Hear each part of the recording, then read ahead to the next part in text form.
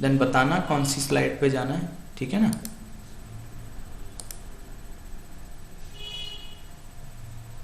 PPT में नहीं था, अच्छा ठीक है, मैं अभी एक्सप्लेन कर देता हूँ। पीपीटी में स्लाइड नंबर कौन सा भेजा था तुमने मुझे? अच्छा वो फोटो तुमने बुक से भेजी थी। ओके ओके, अच्छा तो एक काम करो तुम पर मैं समझ गया तुमने क्या पूछा था। Let me share.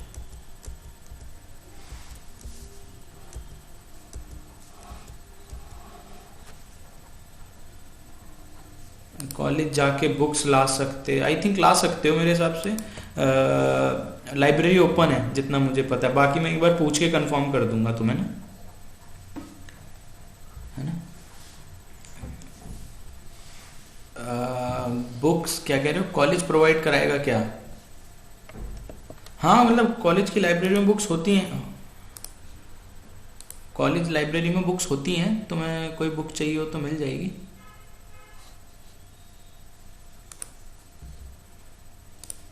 हाँ हाँ सबके लिए है, तुमने एडमिशन लिया है, तुम रजिस्टर्ड स्टूडेंट हो भाई, सबके लिए है। तुम कोई भी बुक कॉलेज से ले सकते हो जब जाओगे लाइब्रेरी से, ठीक है ना। तुम्हें इस वाले पॉइंट पे डाउट था ना हमें, मतलब डी फाई ये एक एक्सप्रेशन था, है ना।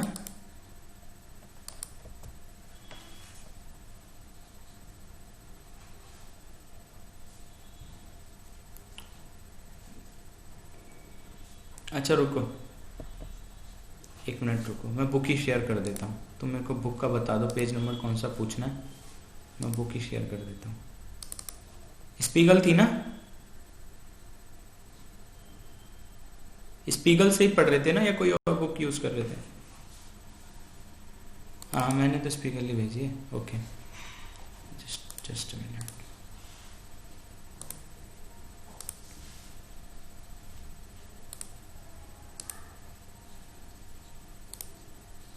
कौन सा पेज नंबर है स्पीगल का? अब बताओ, बुक शेयर कर दी मैंने।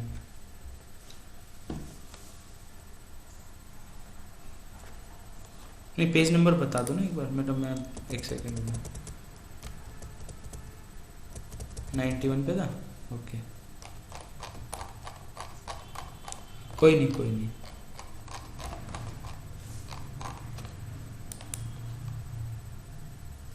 चेक कर लो एक बार, तुमने मेरे को फोटो भेजी थी ना, फोन में चेक कर सकते हो, अगर करके बता सकते हो तो। यस यस,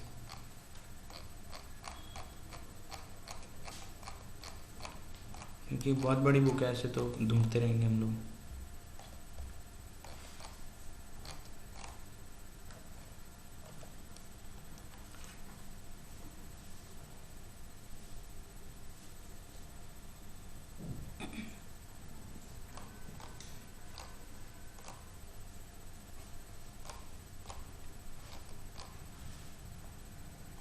आई थिंक ये वाला था, पेज नंबर 89 है आई थिंक, ये है ना, देखो।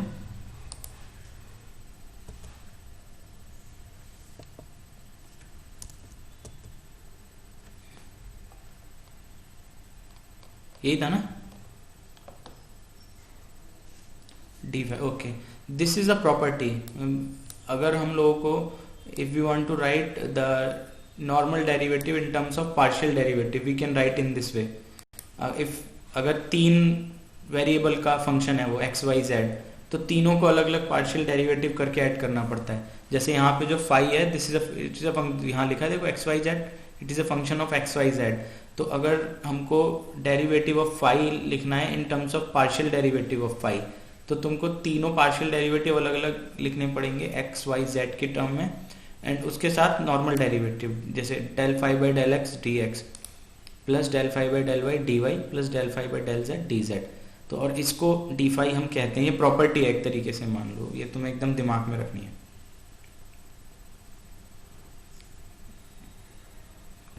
मैं कह रहा हूँ this is the property, means you can write any normal derivative in terms of partial derivative using this property.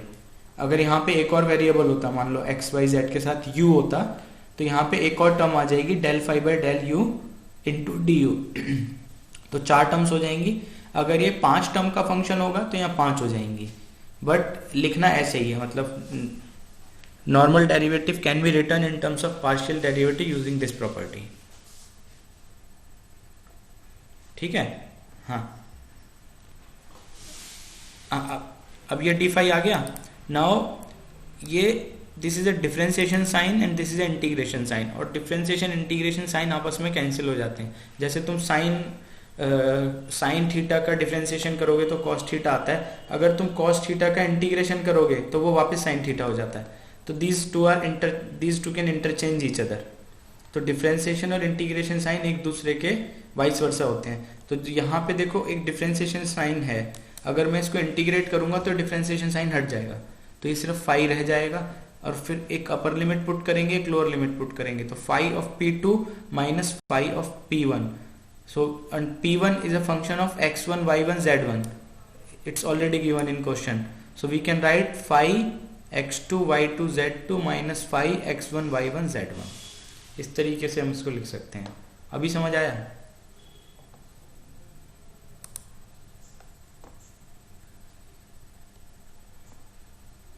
ये तुम कह रहे इससे इस पे कैसे है?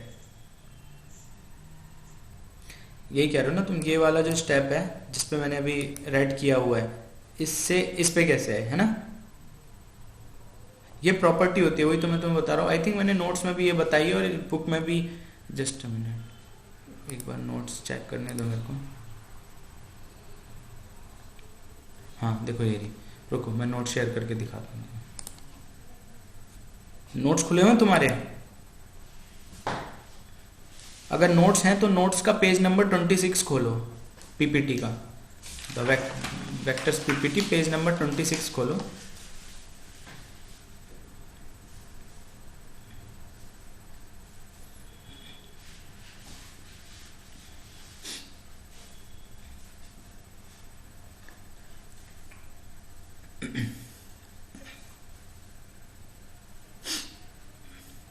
खोला? 26 ग्रेडियंट, ऊपर ग्रेडियंट लिखा होगा, फिजिकल सिग्निफिकेंस ऑफ ग्रेडियंट होगा।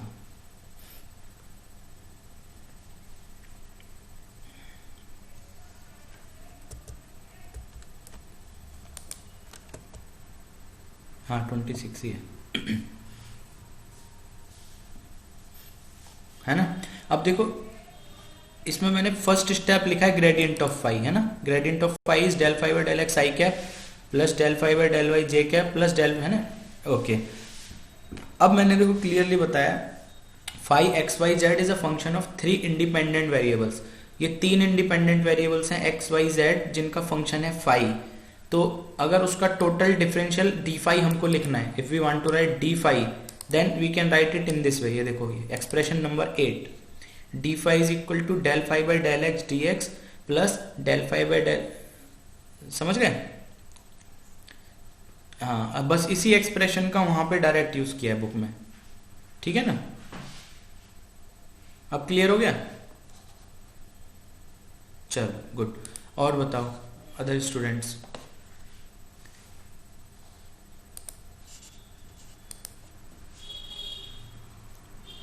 अंकिता बेटा तुम्हारा कोई डाउट है वेक्टर्स में?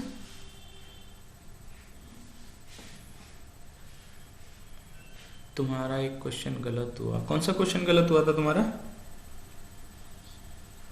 डायरेक्शनल डेरिवेटिव, ओके ठीक है। हाँ हाँ हाँ, उसमें तुम्हें कुछ नहीं करना है। देखो मैं डायरेक्शनल डेरिवेटिव तुम्हें पीपीटी में दिखा देता हूँ। बिल्कुल तुमने क्वेश्चन गलत नहीं किया है, जितना किया है वो ठीक है, पर उसके आगे भी उसके 2 स्टेप हैं, बस ये था उसमें, और कुछ नहीं, ठीक है ना? और मैक्सिमम बच्चों ने यही,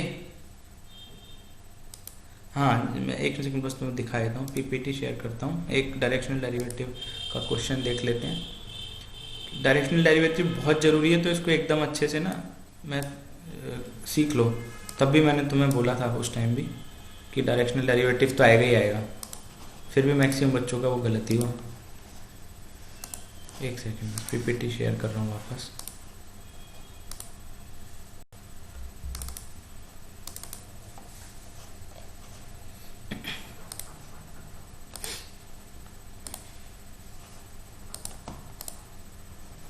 हाँ, डायरेक्शनल डेरिवेटिव देखते हैं हम लोग।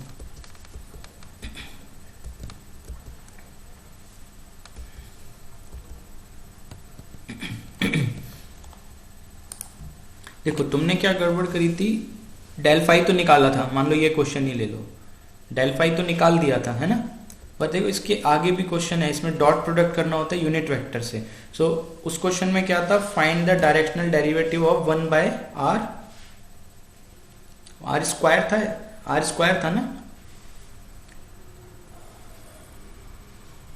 1/r था इन द डायरेक्शन ऑफ, और किसकी डायरेक्शन, आर कैप। हाँ तो आर की डायरेक्शन में निकालना होगा ना।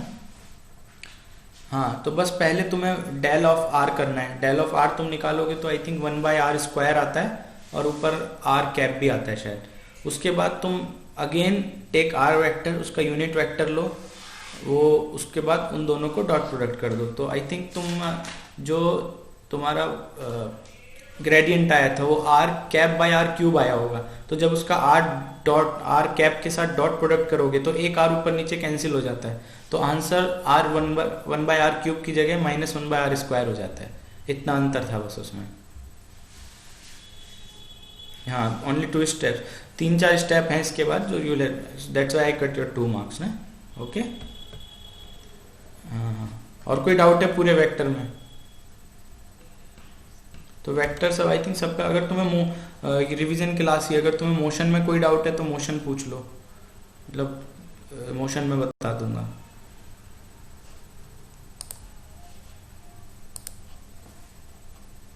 अमित, तनिष, तुमको डाउट है ना मोशन में कुछ?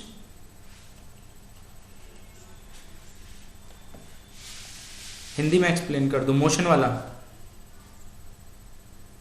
ठीक है 1 सेकंड रुको। Degrees of freedom, okay. Motion वाली पीपीटी शेयर करता हूँ फिर बताता हूँ।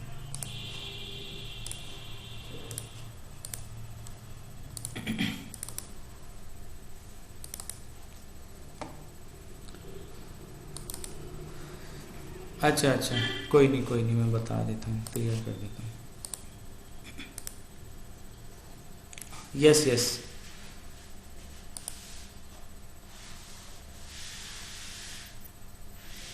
Yes you can leave, you can join again at 2:30 to next class. Okay.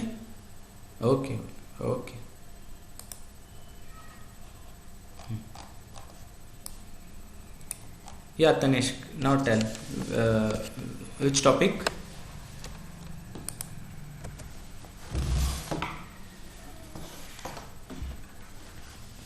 ठीक है अमित, देखो हिंदी में बता रहा हूँ मैं तो सुन लो ध्यान से, ठीक है। तीनों ही बता देता हूँ मैं। देखो पहली बात तो कांस्टेंट फोर्सेस वो फोर्स होती हैं जो किसी ऑब्जेक्ट पे जब लगाई जाती हैं तो उसको किसी एक पर्टिकुलर डायरेक्शन में रोक देती हैं, ठीक है। जैसे मैंने बताया था, मान लो कोई ऑब्जेक्ट है वो 3 डायमेंशन में मूव कर सकता है। अगर मैं उस ऑब्जेक्ट को उठा के टेबल पे रख दूं, हार्ड टेबल है जिसको तुम दबाया कम नहीं कर सकते, अब उस टेबल पे अगर तुम्हें उस ऑब्जेक्ट को मूव कराना है तो वो ऑब्जेक्ट सिर्फ टेबल पे ही मूव कर सकता है, या तो लेफ्ट या राइट, ठीक है। अगर तुम उस पे नीचे की तरफ फोर्स लगाओगे तो वो अंदर नहीं जाएगा टेबल में। तो तुमने एक कांस्टेंट लगा दिया उसके नीचे, वो कांस्टेंट टेबल है, और उस कांस्टेंट की वजह से उस ऑब्जेक्ट की जो मोशन है वो 3 डायमेंशन से 2 डायमेंशन में कन्वर्ट हो गई, ठीक है। तो इस तरीके के मोशन को कांस्टेंट मोशन कहते हैं, और जो फोर्स इसमें लगती है वो कांस्टेंट फोर्सेस होती हैं, ठीक है। अब ये 3 तरीके के होते हैं, एक कंप्लीटली कांस्टेंट मोशन होता है, एक इनकम्प्लीटली होता है, एक सक्सेसफुली होता है। तो एक एक करके इनके बारे में बात करते हैं। सबसे पहले कंप्लीटली कांस्टेंट मोशन। देखो इसकी डेफिनेशन है, when the motion between a pair is limited to a definite direction irrespective of the direction of the force applied, then the motion is set. मतलब कोई ऑब्जेक्ट है उस पर तुम किसी भी डायरेक्शन में फोर्स लगाओ, ठीक है, ये फर्क नहीं पड़ता, जो उसकी तुम्हारी मोशन है वो एक ही डायरेक्शन में होगी। तो इस तरीके के जो हमारे मोशन होते हैं कंप्लीटली कंस्टेंट मोशन। और देखो इसमें एग्जांपल दिया है, एक ये तुम्हारा बार है, इसके अंदर एक स्क्वायर होल है, ठीक है। अब इसके अंदर हमने एक स्क्वायर रॉड डाल दी। अब देखो स्क्वायर रॉड है, रोटेट तो कर नहीं सकती, ठीक है ना, रोटेट कर नहीं सक जब रोटेट नहीं कर सकती तो उस पर एक ही तरीके का मोशन पॉसिबल है, क्या, या तो आगे या फिर पीछे। तो तुम इस बार पे किसी भी डायरेक्शन में फोर्स लगाओ तो वो जो हमारी रॉड है या तो आगे जाएगी या पीछे जाएगी, ठीक है। तो इस तरीके के मोशन को हम कहते हैं कंप्लीटली कंस्टेंट मोशन, ठीक है। ये तो एक हुआ। दूसरा होता है इनकम्प्लीटली कंस्टेंट मोशन। इसमें क्या होता है, when the motion between a pair can takes place in more than one direction, जब उसकी जो मोशन होती है एक से ज्यादा डायरेक्शन में हो सकती है। अब देखो, अब हमने क्या किया, जो हमारा स्क्वायर होल था उसको राउंड में कन्वर्ट कर दिया, ठीक है। अब इसमें हम राउंड रॉड डालेंगे। अब जब इसमें हम राउंड रॉड डालेंगे तो वो राउंड रॉड आगे पीछे भी आ सकती है और रोटेट भी कर सकती है। कैमरे में देखो, ये पेन दिख रहा है। अब तुम ये देखो, ये कैप है और ये पेन है, ठीक है। अब अगर मैं इसको मोशन करवाना चाहता हूं तो ये जो पेन है ये कैप के अंदर बाहर भी एक मोशन कर सकता है और एक ये रोटेशन मोशन भी कर सकता है, ठीक है। तो एक से ज्यादा तरीके के मोशन हो गए, एक से ज्यादा तरीके के मोशन हो गए तो हो गया हमारा इनकम्प्लीटली कंस्टेंट मोशन। अगर ये कैप स्क्वायर शेप्ड होता तो तुम इस पेन को जब ऐसे डालते तो रोटेट नहीं कर सकता, है ना। अगर मैं मान लो किसी गाड़ी के पहिए स्क्वायर शेप रख दूं तो गाड़ी चलेगी क्या? हाँ हाँ, कैसे चल जाएगी? स्क्वायर पहिए कैसे नहीं चलेगी ना, इतना सरफेस से फ्रिक्शन ही नहीं आएगा, इतना बैक फ्रिक्शन ही नहीं आता कि स्क्वायर के टायर तुम घुमा सको। इसीलिए टायर सर्कुलर बनाए जाते हैं ताकि कम से कम फोर्स लगाने से तुम्हारी कार या साइकिल सबके टायर इसीलिए सर्कुलर होते हैं। नहीं तो बनाने को तो स्क्वायर और रेक्टेंगल टायर बना देते, तुम चलाते रहोगे 3 घंटे तक, ताकत लगाते रहोगे, तुम्हारी साइकिल 500 मीटर भी नहीं चलेगी, ठीक है ना। तो इसीलिए पहले केस में क्योंकि स्क्वायर था तो रोटेशन पॉसिबल नहीं था, एक तरीके का मोशन था। अब ये सेकंड एग्जांपल है, उसमें हमने स्क्वायर को राउंड में कन्वर्ट कर दिया, 2 तरीके के मोशन पॉसिबल हुए, तो ये इनकम्प्लीटली कांस्टेंट मोशन। अब तीसरा है सक्सेसफुली कांस्टेंट मोशन। अब सक्सेसफुली कांस्टेंट मोशन में क्या होता है, इनिशियली एक से ज्यादा मोशन पॉसिबल है लेकिन हम उस पर अपनी तरफ से कुछ रेस्ट्रिक्शन लगाएंगे तो वो मोशन रुक जाएगी। जैसे मान लो ये एग्जांपल देखो, ये होल तो सर्कुलर है तो ये जो इसके अंदर रॉड है ये ऊपर नीचे भी जा सकती है शाफ्ट और रोटेट भी कर सकती है, ठीक है। लेकिन अगर हम इसके ऊपर कोई भारी वजन रख दें तो फिर ये ऊपर नीचे तो नहीं जा पाएगी, ठीक है। फिर इस पे एक तरीके का मोशन रह गया, वो है रोटेशन मोशन। तो असलियत में जिसमें एक से ज्यादा पॉसिबल हो लेकिन किसी भी एक मोशन को हम रोक दें एक्सटर्नल कुछ अप्लाई करके, इस तरीके के जो मोशन होते हैं सक्सेसफुली कांस्टेंट मोशन। तो completely constant motion, incompletely constant motion और सक्सेसफुली कांस्टेंट मोशन, 3 तरीके के कांस्टेंट मोशन हो गए, ठीक है। अभी समझ आ गया? ठीक है। और दूसरा डिग्री ऑफ फ्रीडम ना, ठीक है, डिग्री ऑफ फ्रीडम के बारे में भी चर्चा कर लेते हैं।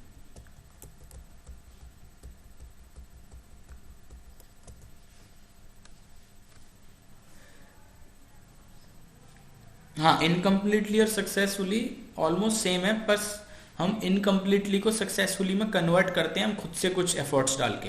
हाँ, तुम्हें कुछ करना पड़ेगा, मतलब जैसे इस मैंने लोड रखा। हाँ, बताओ बताओ, ठीक है। इनकम्प्लीटली सक्सेसफुली हो सकता है, हाँ बिल्कुल, इनकम्प्लीटली सक्सेसफुली हो सकता है, ठीक है। हाँ, तो देखो डिग्री ऑफ फ्रीडम के बारे में बात करते हैं। Minimum number of independent coordinate जो तुम्हें चाहिए किसी ऑब्जेक्ट के पोजीशन को डिफाइन करने के लिए। अब मान लो ये फोन दिख रहा है मेरा सबको, फोन दिख रहा है ना मेरा कैमरे में। अब मान लो फोन ऐसे है, ठीक है। कोई तुमसे पूछे फोन कहाँ पे है, मतलब इसकी पोजीशन क्या है, तो कैसे डिफाइन करोगे? कोई बता सकता है मेरे को दोनों में से?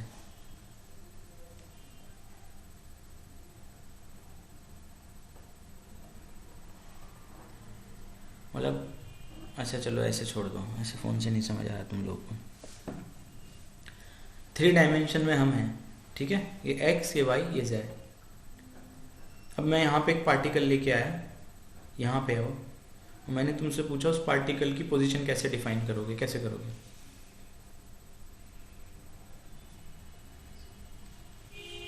x, y और z भी तो चाहिए 3 डायमेंशन, तो तुम्हें उसके एक्स वाई जेड कोऑर्डिनेट बताने पड़ेंगे, ठीक है। x2 हो गया, y4 हो गया, z कुछ, मतलब जो भी है वो कुछ भी हो सकता है। तो उस पार्टिकल की पोजीशन समझाने के लिए तुमको 3 चीज चाहिए ही चाहिए, एक x चाहिए, एक y चाहिए, एक z चाहिए, ठीक है। तो कितने डिग्री ऑफ फ्रीडम हो गई? 3 डिग्री ऑफ फ्रीडम, ठीक है। अब मैंने क्या किया, उसको बांध दिया, मतलब इस वाली एक्सिस से उसको रोक दिया, कुछ ऐसी फोर्स लगा दी कि वो इस एक्सिस में मूव ही नहीं कर सकता।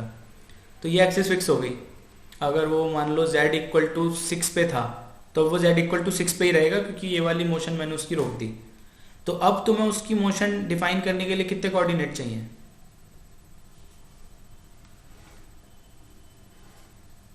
2, एक x और एक y। तो अभी उसकी कितनी डिग्री ऑफ फ्रीडम हो गई?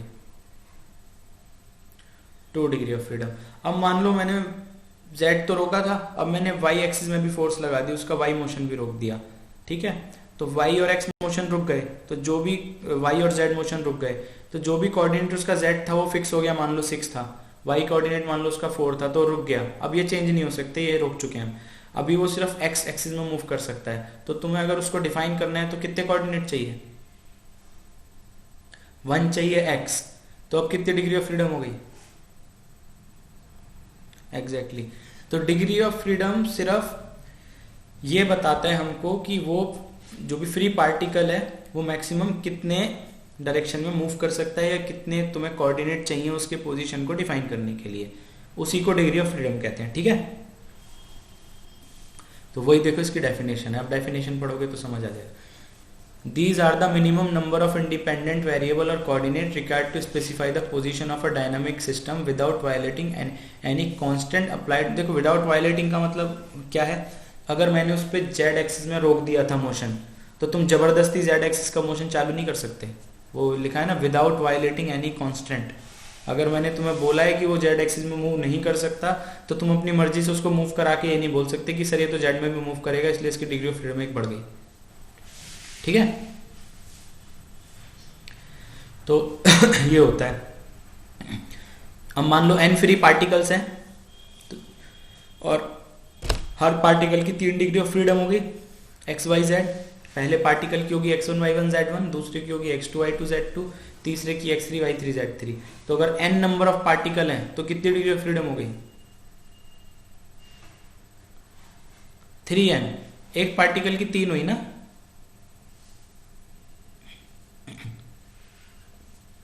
तो टोटल 3n नंबर ऑफ, हाँ बोलो बोलो। एक पार्ट मतलब मान लो पहले सिंगल पार्टिकल है, ठीक है, वो 3 एक्सिस में मूव कर सकता है x1 y1 z1। तो कितनी डिग्री ऑफ फ्रीडम होगी उसकी? अब मान लो ऐसे ऐसे 2 पार्टिकल हैं, एक ये रहा एक ये रहा, एक हो गया x1 y1 z1, एक हो गया x2 y2 z2। तो 2 पार्टिकल, 2x 2y 2z, कितनी डिग्री ऑफ फ्रीडम हो गई?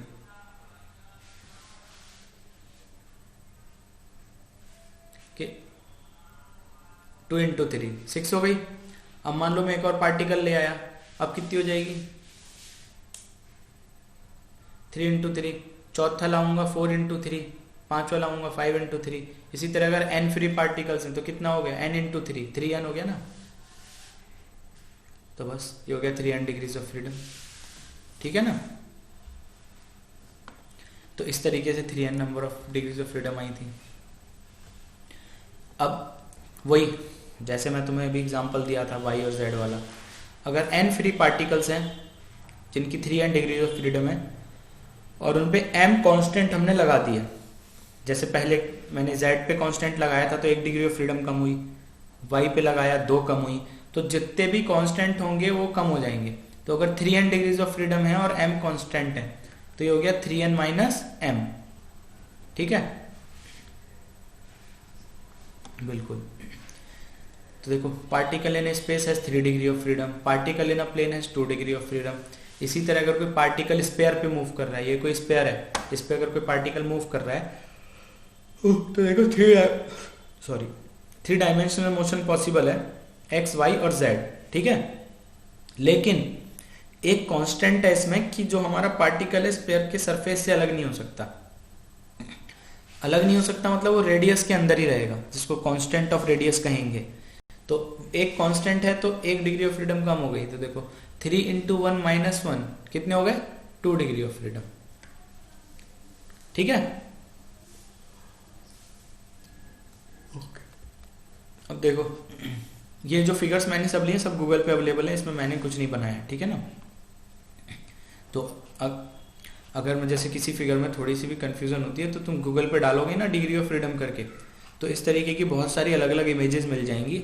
अगर तुम्हें किसी और फिगर से अच्छे से समझ आता है तो तुम उसको भी रेफर कर सकते हो, ठीक है ना। इट समझ आना जरूरी है। इट्स अब देखो ये 3 एक्सिस हो गई, ऐसे ऐसे ऐसे। अब ये एक्सिस है, इसमें ऊपर नीचे मोशन हो सकती है, 1 डिग्री ऑफ फ्रीडम ये हो गई।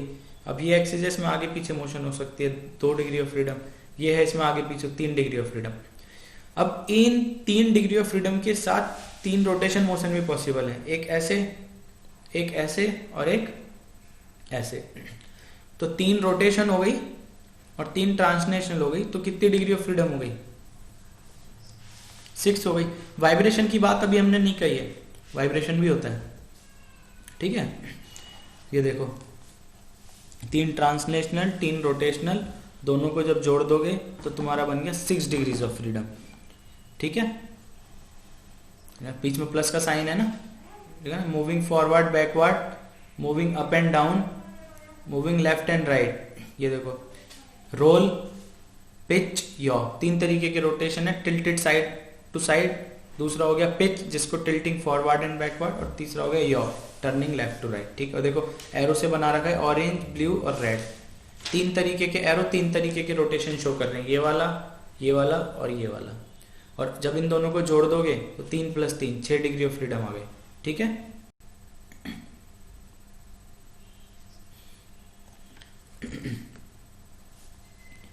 और ये है गैसेस के केस में डिग्री ऑफ, देखो अगर मोनोएटॉमिक गैस है तो वाइब्रेशन या रोटेशन तो हो नहीं सकता।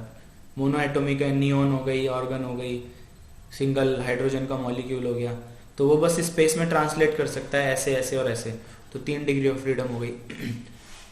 अगर डायटोमिक मॉलिक्यूल ले लो जैसे हाइड्रोजन क्लोराइड, तो दोनों की पोलैरिटी अलग अलग होती है, एक का इलेक्ट्रोनेगेटिविटी ज़्यादा होता है, एक का कम होता है। केमिस्ट्री में पढ़ोगे तुम नेक्स्ट सेमेस्टर में, नहीं तो 12th में पढ़ा होगा। क्लोरीन का इलेक्ट्रोनेगेटिविटी ज़्यादा होता है तो वो अपनी तरफ थोड़ा ज़्यादा खींचेगा पावर, तो जब ये दोनों इक्वल नहीं होंगे और ये अपनी तरफ ज़्यादा खींचेगा तो वाइब्रेशन स्टार्ट हो जाएंगे, तो एक वाइब्रेशनल डिग्री ऑफ फ्रीडम हो गई। 3 ट्रांसलेशनल तो है ही हैं, और ये 2 एक्सिस क्या रोटेट कर सकता है क्योंकि ये डायटोमिक मॉलिक्यूल है। तो देखो इसकी परपेंडिकुलर, देखो तुम ये क्वेश्चन भी पूछ सकते थे कि इसमें 3 तरीके के रोटेशन पॉसिबल क्यों नहीं है, क्योंकि इसकी जो भी परपेंडिकुलर एक्सिस होगी, ये वाली और ये वाली, ये दोनों तो सेम तरीके से बिहेव करेंगी, तो दोनों परपेंडिकुलर एक्सिस की रोटेशन एक ही होगी। एक तो इसकी ऐसे रोटेशन हो जाएगी, एक ये वाली हो जाएगी, ये वाली, दोनों सेम है। तो 3 ट्रांसलेशनल हो गई, 2 रोटेशनल हो गई, 1 वाइब्रेशनल हो गई, तो डायटोमिक मॉलिक्यूल की कितनी डिग्री ऑफ फ्रीडम हो गई? 6, ठीक है। इसी तरह ट्राइएटोमिक मॉलिक्यूल के 2 केस हो सकते हैं, ट्राइएटोमिक लीनियर और ट्राइएटोमिक नॉन लीनियर। दोनों केस में 9 डिग्री ऑफ फ्रीडम होती है, अंतर सिर्फ इतना होता है, पहले केस में 2 रोटेशनल 4 वाइब्रेशनल होती हैं, दूसरे वाले केस में 3 रोटेशनल 3 वाइब्रेशनल होती हैं, ठीक है। ये होमवर्क है, कैसे 3 2 4 और 3 3 3 आया, ट्राई करना। आई थिंक मैंने और स्टूडेंट्स को भी दिया था, किसी ने आंसर तो बताया नहीं था, ठीक है। सोचना बैठ के कि कैसे 3 2 4 और 3 3 3 आ रहा है, इसके बारे में थोड़ा सा तुम 12th में भी पढ़ा हो, सॉरी 11th में पढ़ा होगा। Kinetic theory of gases chapter था ना, उसमें कैलकुलेशन करके भी दिखा रखा है CV CP का, CP - CV = R, degree of freedom से उन्होंने निकाल के पूरा दिखा रखा है, ठीक है। तो ये हो गया तुम्हारा डिग्री ऑफ फ्रीडम। और बताओ और कौन से टॉपिक में दिक्कत है?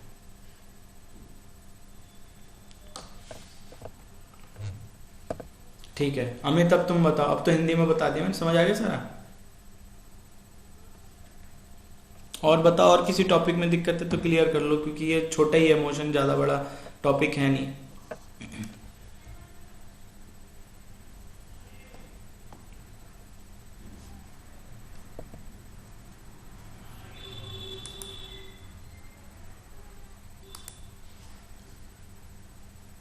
है और कोई प्रॉब्लम?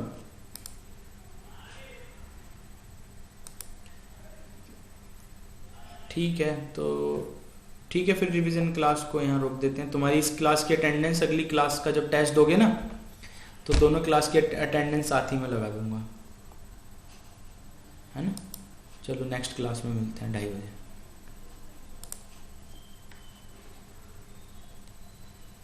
हाँ थैंक यू, कोई नहीं।